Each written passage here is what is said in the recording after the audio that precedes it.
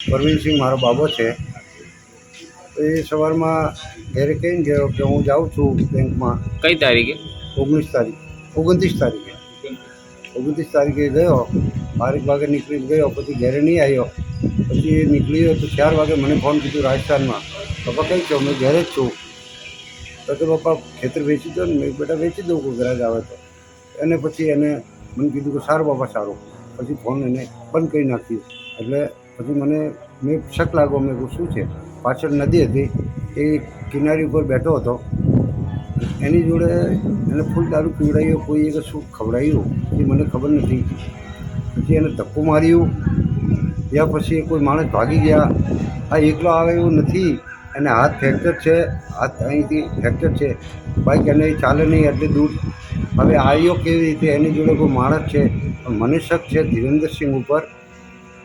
ધીરેન્દ્રસિંહના કાવતરા છે, તરવૈયા નહીં. આપણે કાલે તરવૈયા બોલાવી નીકળીશું. એટલામાં અમે હજુ ઊભા જ હતા. 5 જ મિનિટમાં લાશ બહાર આવી ગઈ. બહાર આવીને તો એક માણસ ઊભો હતો, એને કીધું ઓ લાશ આવી.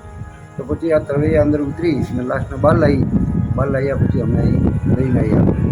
એ કીધું સાબરી પોલીસ સ્ટેશનમાં અમે લખાવી દીધું કે જે લખાવાનું છે. એને પછી એને અહીં લાવી એને પોસ્ટમોર્ટમ માટે અમે મૂક્યો.